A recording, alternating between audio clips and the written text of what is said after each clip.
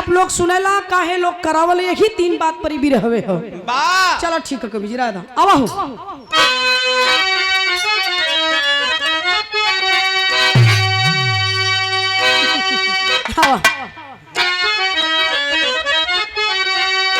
तो राजा रणजीत के राज में साथियों राधिका नर्तकी यकीन नूरानी रही खूबसूरत खिली अधिकली नाजनी शोक चंचल यदाओं की रानी रही नैन से चैन छीने न जागत वो था तो नित्य संगीत में यो ज्ञानी रही अरे अप्सरा भी सघन जाए इतनी सुगंध सिया राम पब्लिक की दीवानी रही।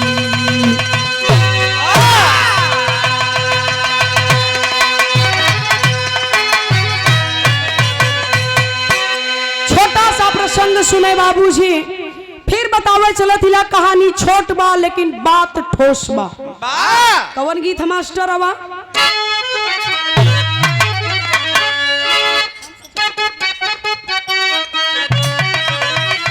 ओहो हो कुदरत ने सनम तुझको हो कुदरत ने सनम तुझको यह शोक अदा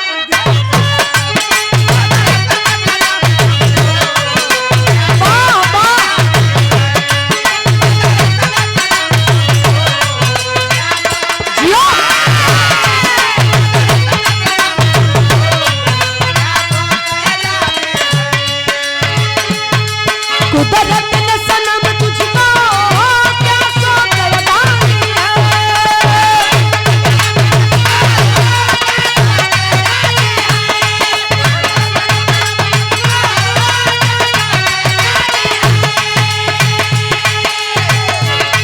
जुल्फों में दिए जादू जुल्फों में दिए जादू आँखों में हया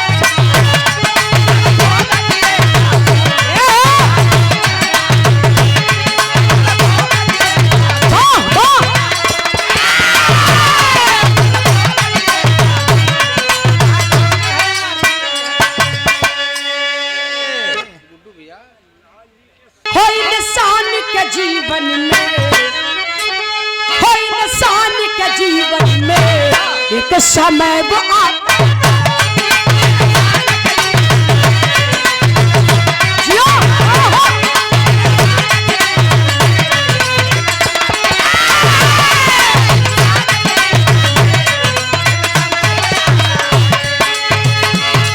इंसान के जीवन में एक समय वो आता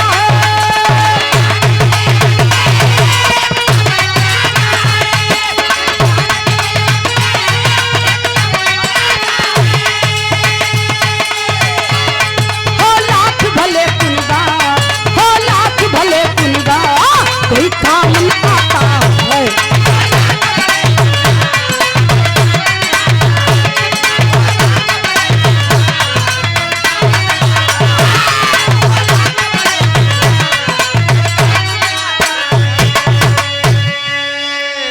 वो जी बाद में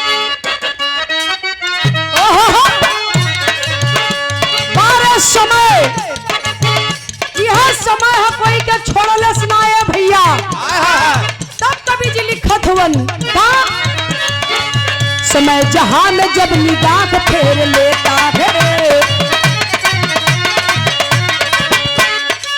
दोस्तों शेर को कुत्ता भी घेर लेता है बुढ़ाई आ गई राजा के सर पे भार रहा प्रजा तो खुश थी गमे दौर में परिवार रहा गम भुलवाने खातिर जलसा एक करवाए हैं गुरु महाराज को दरबार में बुलाए हैं भोजन करवाए खूब अच्छा इंतजाम रहा भोजन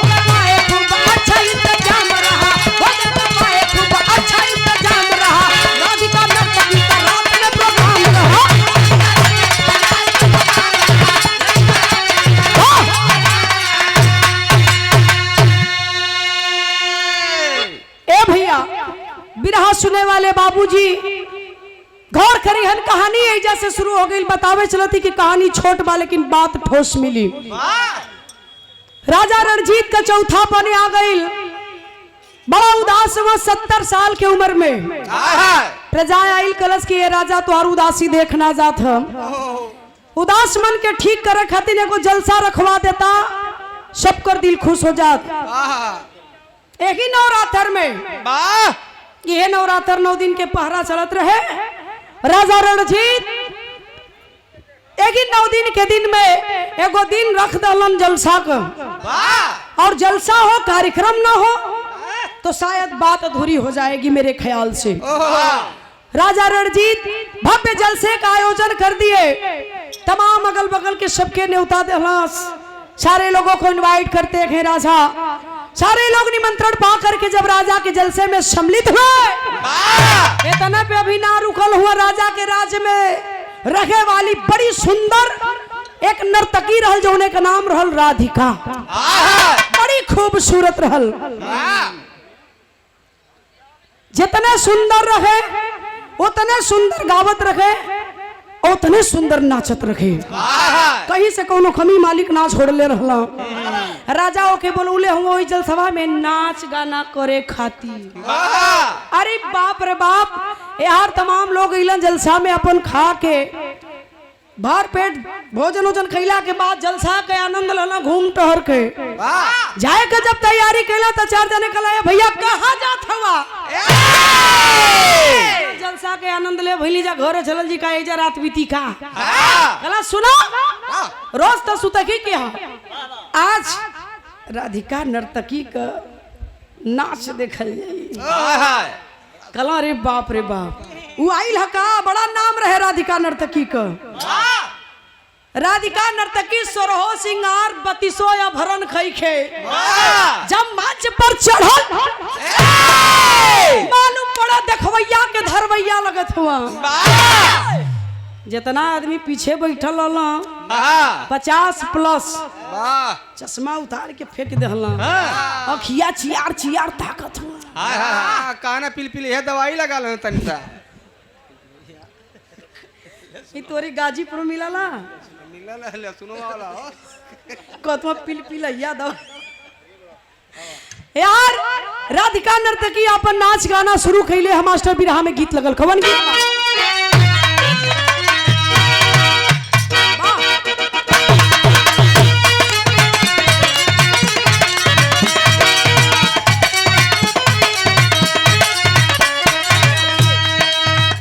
ई माई बहिन लोग गावेली, क्या गावेली? बोले हरी बसवरिया में सुगना हो, बोले हरी बसवरिया में सुगना हो,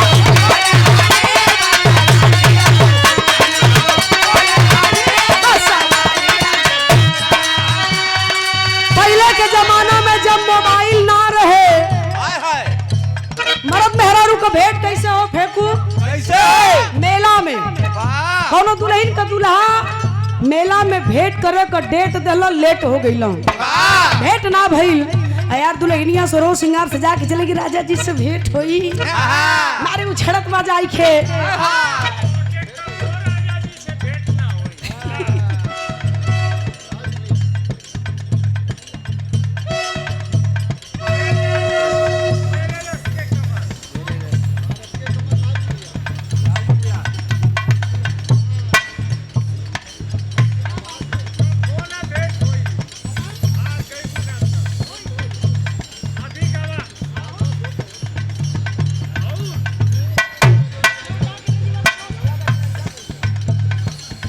खैर आपकी इच्छा, जबरी कोई का ना ले ला। बहुत रुपयों का पुरस्कार मेरे रस के कमरलाल जी भैया, क्या बात है, एक बार जोरदार ताली बजाकर काबू। यार दुल्हन का दुल्हा ना आइल, भेंट ना भइल, रोवत रोवत फूल काजर धो देला, सखी कली का हो का रोवत हो, चला रे बोहरिया पर दुल्हा आवे के कलर ना आइल का कहे मास्टर?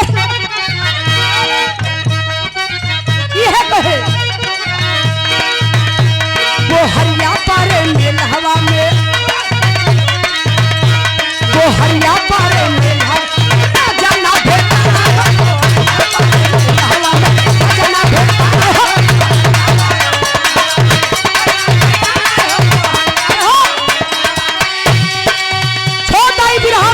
है, लेकिन भाव लगल बिरहा में का लिखल गई।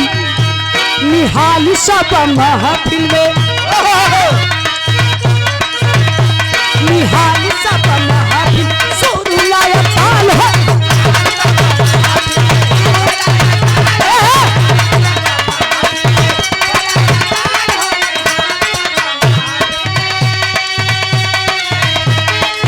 नचके कमरिया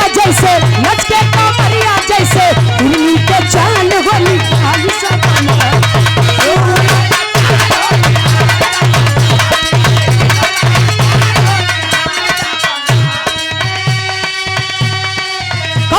उस महफिल में बैठा है, राधिका नर्तकी के गीत संगीत का आनंद ले रहा है। ध्यान देंगे राजा गुरु सभा सागर रानी राजकुमारी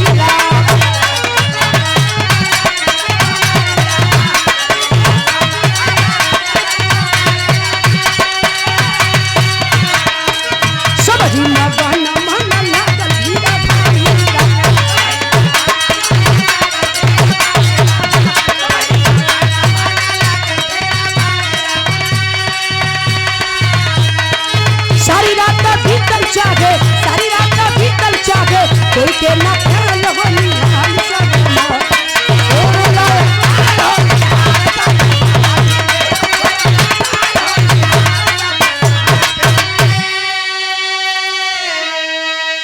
राजा रानी राजगुरु संतरी मंत्री पूरी प्रजा सारे लोग बैठ करके राधिका नर्तकी के गीत संगीत का आनंद ले रखे थे। राधिका नर्तकी गावत नाचत गावत नाचत गावत नाचत गावत नाचत गावत नाचत रात के भोर में बदल दहलस। कब भोर हो गई कोई के पता न चलल, वही भोरवा में ठे घटना घट गई। बाबूजी गीत बड़ी बेजोड़ लगल मास्टर। कोनो गांव में गोदना गोदे वाली मेहरारू आई। पहले के जमाना में जेकरी हाथ पर गोदना ना रहे ओकरी हाथ का के पानी ससुराल में ना ही पिए।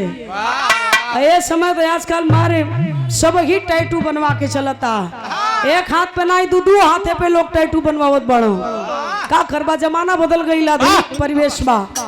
गोदना गोदे वाली मेहरारू आई, सारा मटेरियल गठियौलस गठिया के कपारे पर रख के लगल मैं गांव घूमे। घूम घूम के ये बात के वीरेंद्र तनी हुड़का का हाथ लगा दा। हम तनी मूडे में सोचा थी कि आ जाई, पता नहीं अब उठब कि ना उठब। गाँव बदे पता नहीं पारी आई कि ना आई। तो सोचा थे कि तनी से बानगी दे नहीं लोगन कहबा कि ऋतुराज शैली यार एकदम सादे सादे मजा नहीं आई। तनी रंगीन हो जाला तो लोगन का मन हरिया जाला। का प्रधान जी तनी वीडियो में हो जाओ की तोरो मन बा मन बा। अच्छा आपो लोगन का मन हो। रजनी तोहार अरे उन्हों का मन है कि देखा हुआ। चलो तनी तो हुड़का का हाथ लगाओ वीरेंद्र। अब बहुत ज्यादा ना, थोड़ा सा। आजकल का कुछ गवैया नया निकल हुए इतना हिलावत हुआ कि हम मंच से हिलावत वहाँ चल जात हुआ। उनका पेटा ना भरत है। ज्यादा हिलाओ ठीक करा गिरे यालो मत। भाई माइक्रोफोन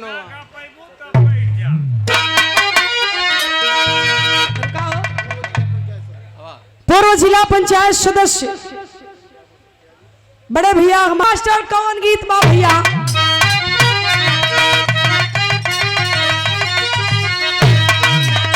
गोदना गोदे वाली है कहतिया का हुड़का का हाथ पहले तू लगा लो, करी बात तो हम ही गोदवाइला हो गोदना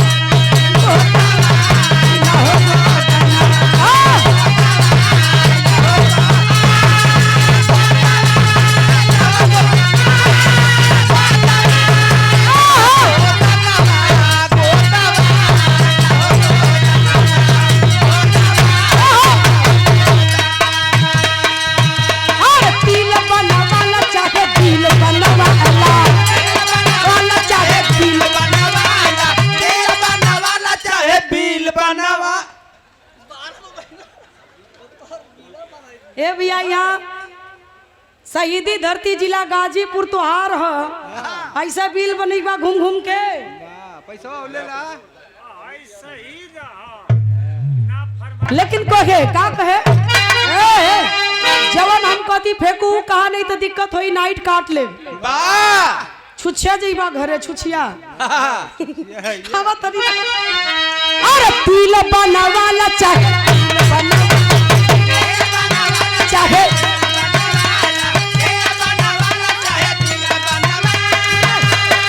अरे चाहे तू बला मुआ करना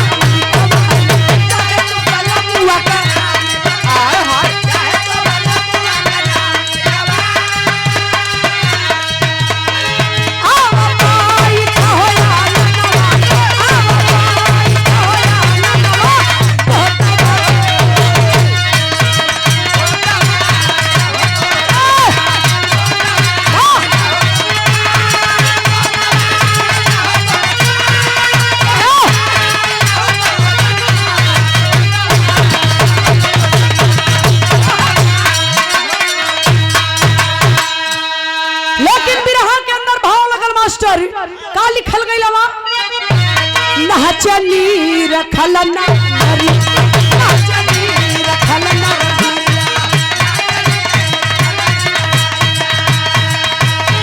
नाचनी रखल नर नरिया नाचनी रखल नर नरिया कावला बली गुजरिया कावला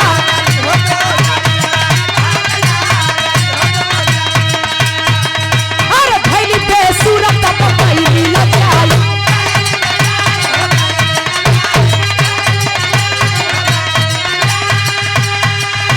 और बड़े भैया पतरू यादव जी रामपुर बंदरा के धरती से देखली तबल चिकन आवत ओ भाई आवत ओ भाई हो आवत ओ भाई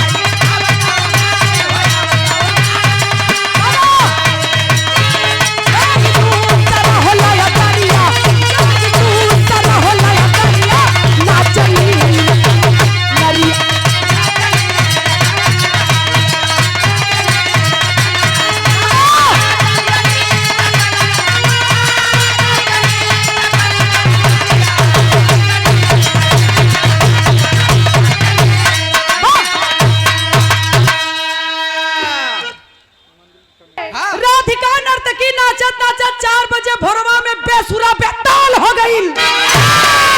नतीजा का निकलल पूरी महफिल सन्न हो गई उदास के रही का बनल बनावल महफिल एकदम उखड़ जाए चाहत बा। राधिका नर्तकी सोचे लगल कि केकरी वजह से हम ऐसन गलती कैली है देखलस तो ओकर तबलवा बजौला तबलचिया झप्पी लेत रहल ओकरी वजह से राधिका नर्तकी बेसुरा बेताल हो गई। खलस के बाप रे बाप पूरे मेहनत पर पानी फिर जाए चाहत बाई झप्पी लेत बा एकरी वजह से हम बेसुरा बेताल हो गईली। अरे भाई तो काहे ना एक लाइन गाय के एक जगा दे एकर निदिया टूट जाए हमार मान सम्मान रह जाए यहू के मर्यादा बच जाए। एक लाइन राधिका नर्तकी ने उस महफिल में लय बदल करके गा दिया। एक ही लाइन पर भूचाल लागल महफिल में। लाइन का रहल मास्टर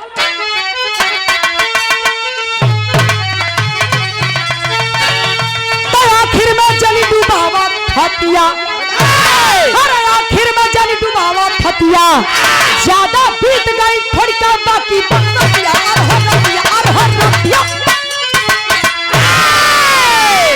खला आखिर में जली डूबावा फतिया ज्यादा बीत गई थोड़ी का बाकी बारतिया दौलत के करी खातिर अपनी तबलवा बजौला तबलची खातिर कि ज्यादा बीत गई थोड़ी सा बाकी है भोर हो गल है घड़ी घंटा के और बात है कहे इज्जतिया ना सत हुआ आवा आवा लाइन पे आवा वो तो गौलस तबलचिया खातिर 90 साल का राजा का गुरु अगमा बैठल आजीवन बाल ब्रह्मचारी उठ गई अब राजा अवाक हो गई कि बूढ़ऊ हमार गुरु काकर उठ गई उठला तो बूढ़ऊ राजा का गुरु माने के तैयार ना हुआ कोई नाचे वाली के लगे गई जाए के ओकर टुकुर टुकुर टुकुर एक टकनी हारे लगला और नाचे वाली सोचा था कि अरे बाप रे अरे हई राजा का गुरु हुआ आई आई कि एक टकनी हारत हुआ अब वो बेचारी मारे लाज के शेखर मारे लाजन एकदम मालूम पड़े कि पानी पानी हो जाती है। कलश की हो हई 70 साल का राजा हवा और राजा का गुरु 90 साल का हवा इनके बुढ़ौती का ख्याल ना हो का हमके एक टक निहारत हुआ बुढ़ौती में का करी आए हाय परेशान हो गई। बिरहा के आखिरी गीतावा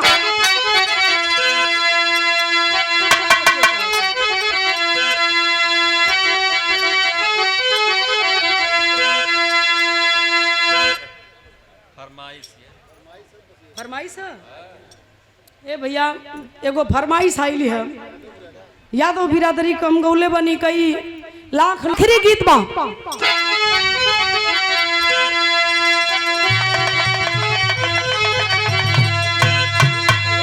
यह तो बात है ना कवि जी जौन दिन मूड में रहा तो ये सब फेल कर दिला मुडवा पे पानी ले परला यह बात कर रही ना कमछा तो का हो ए जीजा यार माटी लागो तुझे बिगाड़ दिला तुम्हारी बहन की सपा वाला अच्छा अब बतावा ये उज्जर में उज्जर मिलाओ थोड़ा रंगीन रहा तो तनी कुछ और बात देख लो रंगीन आओ ले लाओ ले ला रंगीन अरे बाप फोकराइन बसात जना तक सौरी में से उठा लिया है हां आई ना एमे तन को दागी ना तन को दाग ना मन इधर जना तक भैंसी का छन्ना लिया लो बा दा ले ये ले शेखर का सूटा करला ज्यादा का हो शेखर बसात है एक औरी चाहिए ना कभी जी तब ना मन बोलो ला चाहे तो ई फरमाइश आवत भैया क्षमा करिए लोग तो इस 2 मिनट समय बढ़ी पता नहीं कहली तो कि अब नंबर आई कि ना आई ले ला आवत नहीं तो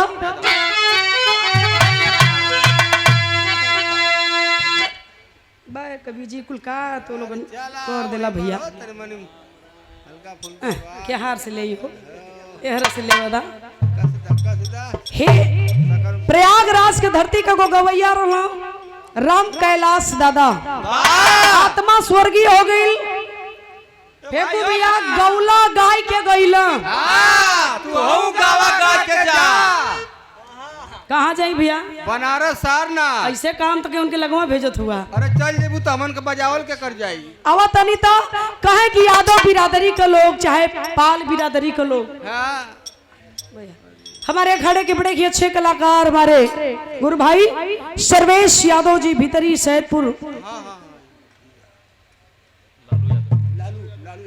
और लालू यादव मास्टर साहब आपके द्वारा ही पुरस्कार एक ही स्वर में भैया सर्वेश भाई बैठिए बहुत बहुत धन्यवाद बा तो कहे कि यादव बिरादरी के लोग जब सिवान में गोरू लेके भैंस लेके गाय लेके चल जाए एक ठेकम छक्का पारे पर मन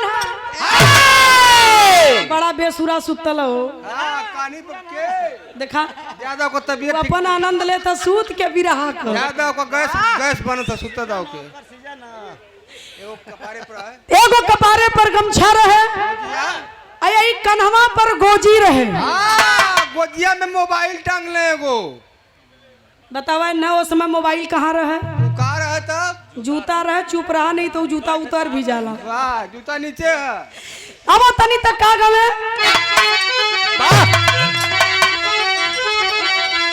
तो कह राम राम राम राम राम राम ले हरि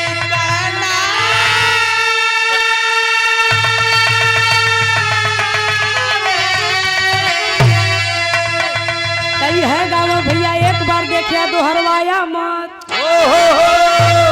कहा ये भाई ढोलहवा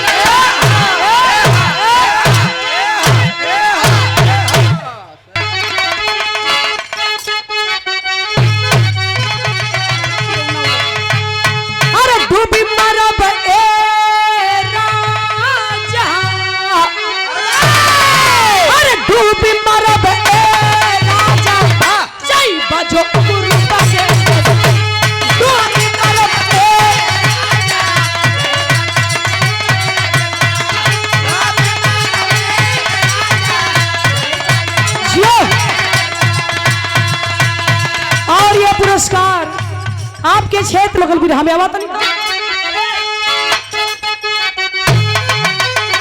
अरे सोनता बचनिया उठले अरे सोनता बचनिया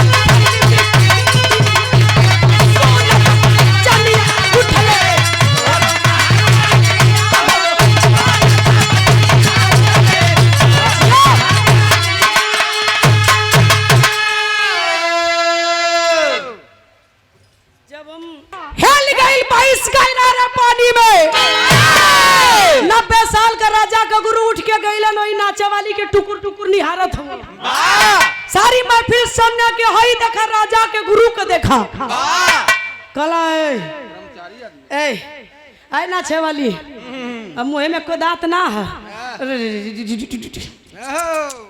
अब राजा कल की ओरे ई कवन नजारा कल एक बेर नाचा वाली कलश की है गुरुजी एक बार कल ज्यादा ना हम पुरानी आदमी ही ज्यादा ना ये एक बेर खाली एक बेर नाचा वाली कलश की का एक बार कला जवन लाइनिया गौली वही के दोहरा दे कला इसे कहा एक बेर खैले हुआ खाली कहिया है डायरी खोल डायरी कौन दिन खाली है चल एक दिन आके हमारे आश्रम पे गा दे बड़ा नीक गावत है नाचे वाली कलश के एको दिन खाली ना आइला रोज सट्टा हमार हो कल की एक बार लाइन दोहरा दे एक दिन आए के आश्रम पे गा दे बहुत बढ़िया गावत थी और ऊपर नीचे आगे पीछे जितना रुपया पैसा कुल निकाल के इतना पे भाई रुकत ना हुआ पैसा आपो लग देत हुआ ठीक है जे बढ़िया गावत हो खराब गाओ नीक गाओ लेकिन पैसा लोग देला हौसला बढ़ावल नाचे वाली के कुल पैसवा इनाम में दे के भाई ना रुकला नाचे वाली के जाए के पैरवा पकड़ लो अच्छा पैरवा पकड़ लो अब पूरी महफिल आवाक हो गई अरे हई देखा राजा का गुरु चरणामृत बना के पैरवा धो के अपने गुरु को सुबह शाम दोनों टाइम पियल राजा का गुरु जाके नाचा वाली का पैर पकड़ लहला घोर अनर्थ हो गया महफिल के अंदर पूरी महफिल सन्न हो गई अब वही माने के तैयार ना हो लैनिया दोहरा देले लैनिया कवन दोहरवले रहल वह लाइन दोहरवले रहलन गुरु महाराज आखिर में जनी डुबावा थतिया ज्यादा बीत गई थोड़ी के बाकी बारतिया जौन अपने तबलची खातिर गौले रे यह लाइनिया दोहरवावत हुआ आ जैसे की लाइनिया दोहरवले तब तक का भेल मास्टर हरिओम मैरिज हाँ बहुत बहुत मस्ते पड़ा मावा का भइल अरे पहली राजकुमारी ओके अरे पहली राजकुमारी ओके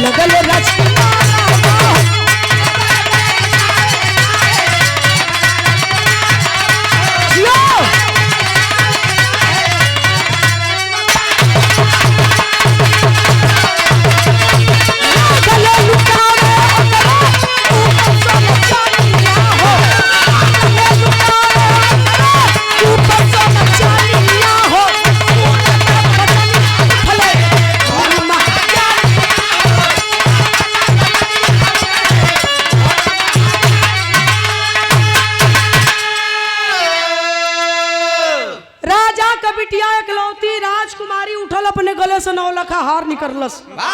जाए कोई नाचे वाली के पहिरा के कलश के नाचने वाली, नाचने वाली, जिस लाइन को गुरु महाराज के कहने पर तूने दोहराया गए, ये 9 लखा हार उसी लाइन को तेहरा दे। पैसा रुपया पौले तो दोहरा दिया आदमी, उतना 9 लखा हार पौले बा पट से लेनिया दोहरा देले। और दोहरावे का रहल आखिर में जनी डुबावा थतिया, ज्यादा बीत गई थोड़ी का बाकी बारतिया दोहरा देले। तबले राजा का बेटवा राजकुमार एक लड़की राजा रणजीत के रहलन। अरे चलल भैया हो, सोना चांदी हीरा मोती जवाहरात लहलस खजाना से लेके चलल वही नाचा वाली पर लगल लुटावल लगल बरसावे। अब आंख हो गए राजा रणजीत राज सिंहासन पर बैठल। कलनी आखिर गौलस का एक लाइन गाय के हमरे गुरु के पैर पर गिरा देहलस, राजकोष के खजाना के ही खाली कर देहलस, बिटिया के गले से 9 लखा हार लूट लेहलस। आखिर ये गा क्या रही है? बोल पड़े राजा रणजीत आए नाचने वाली, नाचने वाली, नाच बंद कर, नाच बंद कर, बात सुन। का कहला राजा रणजीत बिरहा में पहपट लगा।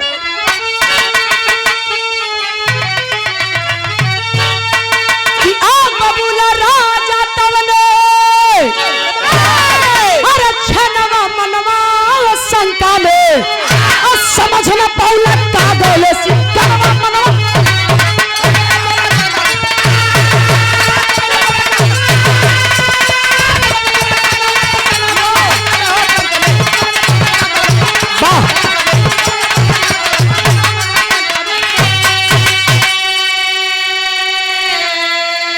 अरे गुरु से पूछे ये नरथ पहले माटा भारी हो, अरे बेटा बेटी के करनी पर दरिया में नारी हो, राजकोष का लुट गई यार खजाना मनवा शंका में राज नर्तकी ले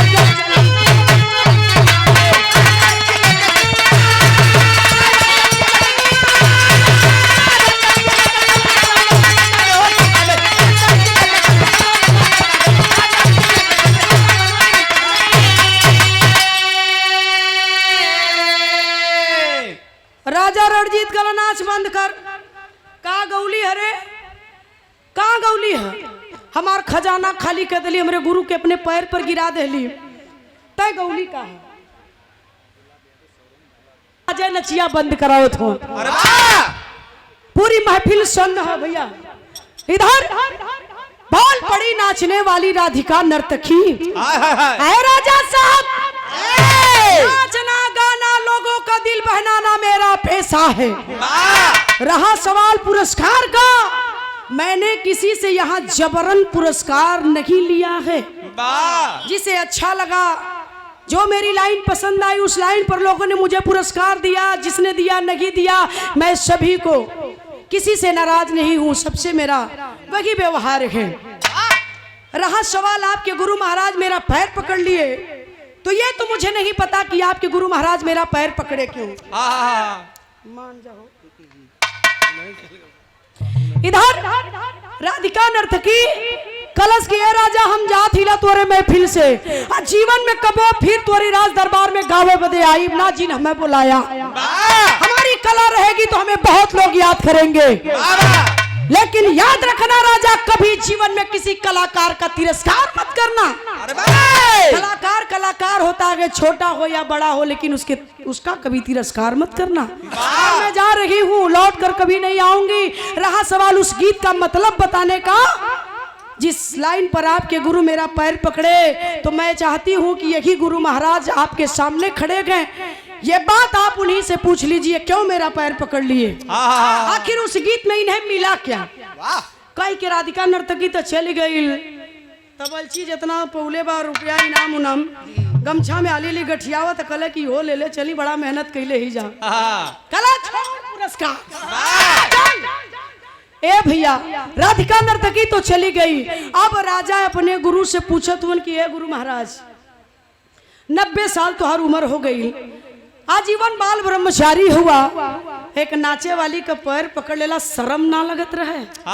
अरे अपने मर्यादा का ख्याल ना कैला तो कम से कम हमारी मर्यादा का ख्याल कैले होता। क्यों गुरुजी, क्यों नाचने वाली का पैर पकड़ लिया? मैं जानना चाहता हूँ। 90 साल का गुरु राजा का फक के रोवे लगलन और रो करके महफिल के अंदर बताओ तो कि काहे नाचे वाली के पैरवा पकड़ी। सुना बिरहा में आल्हा लगी।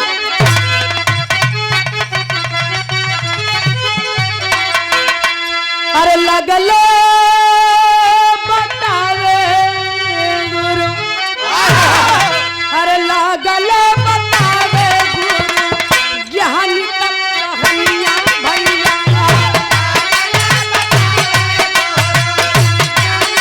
कहानियां ये भैया,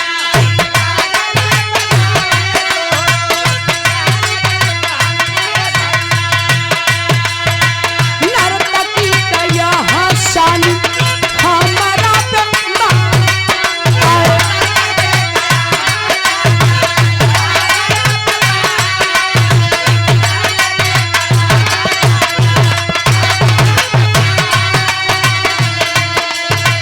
छोड़ी के भजनिया आईली, छोड़ी के भजनिया आईली, तो हरी सरनिया राज।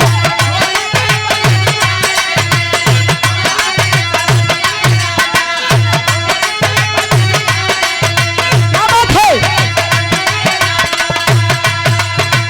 जीवन भर का पुण्य दहली क्षण में हो गवा।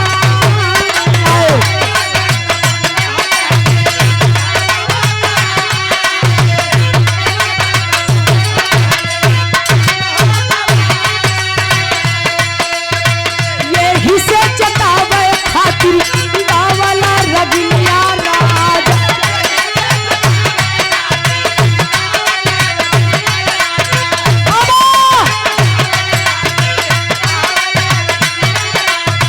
एक यह हसान हमरे जिंदगी में आए।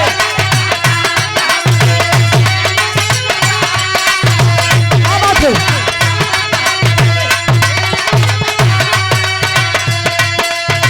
रोवे राजकुमारी आके, रोवे राजकुमारी आके, राजा के समनवा पंचो।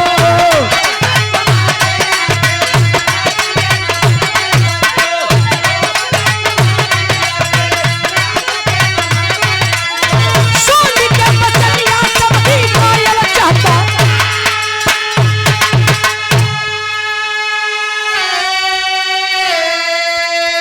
गौर करेंगे बाबूजी, 90 साल का राजा रणजीत का गुरु आजीवन बाल ब्रह्मचारी भाग के रोवे लगलन, हाथ जोड़ के राजा के सामने कलन की, ये राजा 90 साल का उम्र हो गई, मेहरारू से कबो छुआई ना भइल।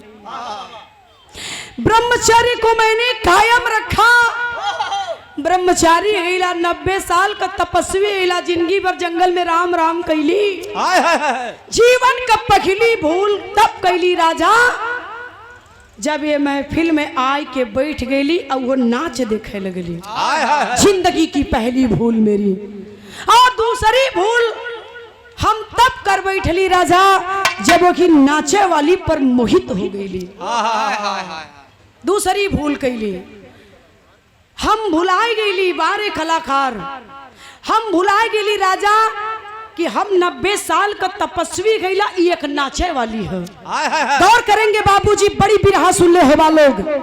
बतौली की कहानी छोट है लेकिन बात ठोस है। काहे ठोस है यह बतावे चलत हिला। इतना यह बिरहा का मेन सारांश है। इतना जे ध्यान से सुन ले पूरा बिरहा समझ में आ जाई। कहलन राजा का गुरु जिंदगी का पहली भूल तब कैली कि नाच देखा बैठी, दूसर की भूल तब कैली वही नाचे वाली पर मोहित हो गई। भुला गेली कि 90 साल कम तपस्वी गैला नाचे वाली है। अरे बाप रे बाप ए राजा, लेकिन बारे कलाकार इतनी ऊंची बात गात हलस, हम तो जानी ना पोली के इतनी बड़ कलाकार बा। कलनी गौलस का गुरुजी ई बतावा पैरवा काहे पकड़ला, हम ओकर मतलब बतावा। कलऊ है बतावे चलत हिला।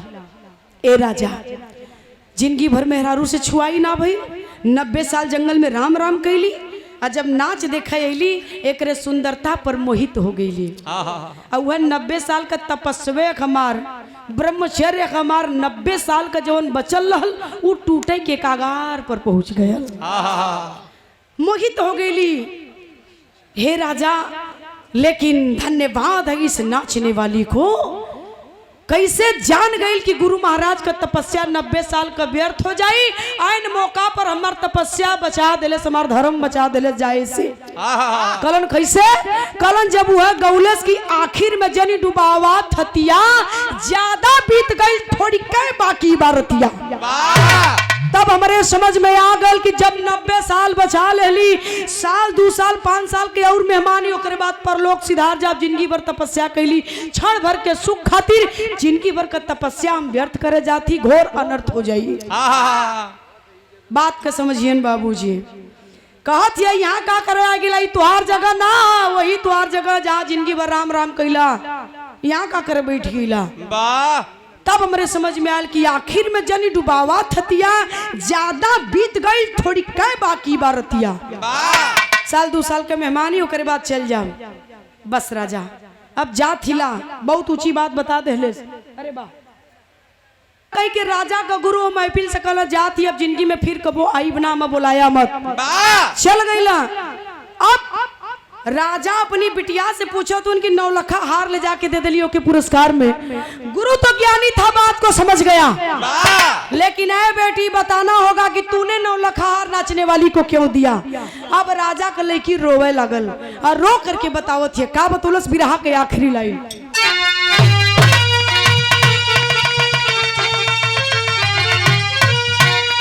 तो राज खोलली राजकुमारी सभा घरी, इनका गीत यही सब प्रचलित तो हार पगड़ी।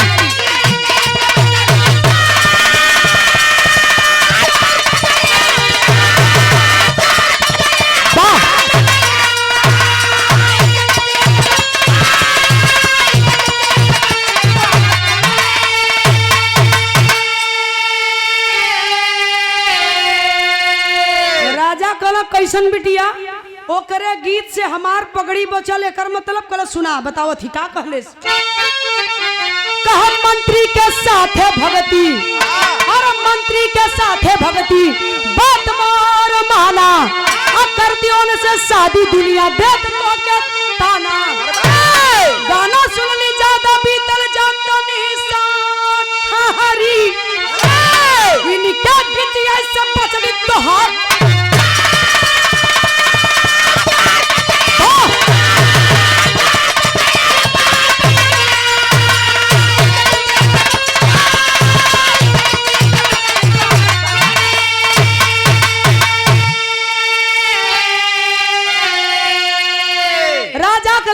कलश की है पिताजी, बाप हुआ हाथ जोड़ती, बस इतने बता दा कि हमार उम्र कितना भइल। हमार उम्र बता दा कितना भइल। राजा कल की 32 साल। कलश तो हमार बियाहवा काहे ना करत हुआ। खला हमार बियाहवा काहे ना करत हुआ। अब बियाहवा ना करत हुआ तो एक गलती कर दिले हिला। राजा कल कवन गलती कैले है। कलश की वही मंत्री से प्रेम के बैठल हिला, वही मंत्री के दिल दे बैठल हिला, और वही मंत्री के साथ 2 या 4 दिन में हमारी योजना हम कहीं चल जाब दूर लेके जाकर बियाह शादी के अपन घर द्वार बसा ले, लौट के तोरे राज में मुंह दिखावे दरबार में महफिल में कबो आई बना। मैंने तय कर लिया था। लेकिन राजा कहला लेकिन वह नाचे वाली चतावत या आखिर में जनी डुबावा थतिया, ज्यादा बीत गई थोड़ी कह बाकी बारतिया। 32 साल इंतजार जब कर लेली ए पिताजी, तो हमारे समझ में आ गल कि जब 32 साल इंतजार कर लेली, साल 2 साल 6 महीना जब हमारे बाप के ख्याल आई कि मार लड़किया शादी करेला हो गई तो सदिया करबे करबा, आ करबा तो कौनो राजा महाराजा हुआ, राजा महाराजा से करबा। क्या करो ये संतरी मंत्री के चक्कर में हम पड़ल हिला। जाइए पिताजी, अब मैं भाग कर विवाह नहीं करूंगी। अब इंतजार करब जब बियाह करबा तब करब, नहीं तो जिंदगी भर कुंवारे मर जा। राजा कहला ओ कल हुआ नाचे वाली बतौले से जा पिताजी तोहार पगड़ी बच गई, तोहार मर्यादा बच गई, तुहार नौलखा हार लौकत ह। इतनी बड़ी मर्यादा तुहार जाए से बचा ले और तोके नौलखा हार लौकत ह। राजा कलन के री बाप रे बाप, गुरु के ज्ञान दहलस, बिटिया के ज्ञान दहलस, और बेटवा राजकोष का दौलत लुटोरे एक रेखा समय भी तैयारा शेखर जिंदगी भर, अरे सॉरी, दिन भर डाए डाए, कहीं भुतैया टाड़, कहीं लंका पर, कहीं बुजुर्गा, दिन भर डाए डाए नंदगंज से भीतरी सैदपुर कुल घूमने वाला। आई एक नंबर का फालतू ये करे का समझ में आगल की राजकोष का दौलत ये लुटा दे कलश किया पिताजी। खबरदार, जितना हमारे समझ में आलो उतना कोई के ना करता हूँ। बताओ का बताओ मास्टर।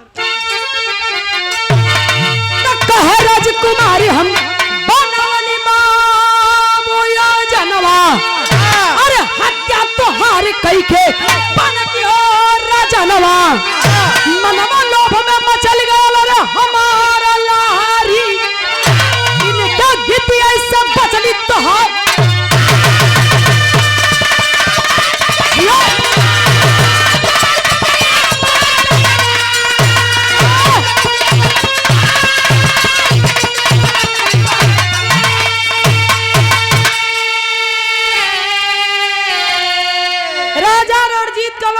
कलाकार इतनी ऊंची बात बतावत रहल।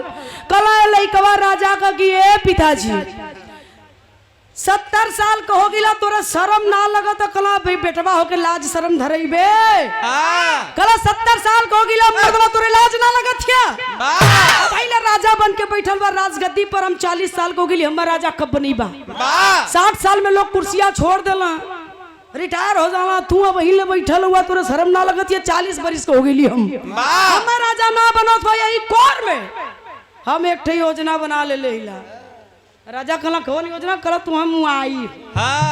कल राजा के लइकवा कि तू हम मुआई, अब तो हम मुआई के राजगद्दी पर बैठे प्राण चलाई। लेकिन राजा कहला लेकिन कलम ना मुआई। कला काहे कलम ना मुआई? कला मार, कला ना ना ना, वह नाचा वाली कलश की आखिर में जनी डुबावा थतिया, ज्यादा बीत गई थोड़ी क्या बाकी बारतिया। हमारे बात समझ में आ गई कि 70 साल जब तू झील हला, साल 2 साल 5 साल के उम्र मेहमान हुआ, ओकरी बात चल जीवा। अकेला हिला ये कुल राजपाट हमारा होई, का करत हम मार के हम पाप का भागीदार बनी। जा पिताजी जी ला अपन बचल खुचल जिंदगी, तो मार के हम राजा न बनब। अब बैठा देवा, अब बैठ जा, नहीं जब मर्जी बात कुल हमार है। राजा कहला ओ सोचे लगला कि नाचे वाली इतनी ऊंची बात गावत रहल, बेटवा बिटिया गुरु सबके समझ में आल, एक मूर्ख हम ही रही, हमारे समझ में ना आया, लोग तिरस्कार के महफिल से भगा देली। राजा तुरंत अपने बिटिया के पहले बियाह कैला, बेटवा के राजगद्दी पर बैठौला, चल दिया वही नाचने वाली के दरवाजे पर। जाए के राजा वही नाचे वाली के दुआरे सिकड़ी बजा दिला, नाचे वाली निकल रात भर के गौले रहल। आइल कला राजा कैसे? कला की जल्दी बताओ, एक सवाल का जवाब है। का सवाल कैला?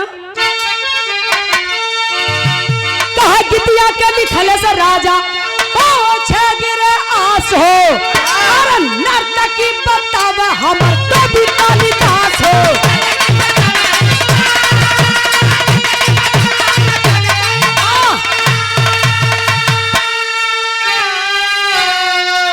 कहा पास ले चला तोहर, अरे पौआ हरी का गितिया सब बचली तोहर पर।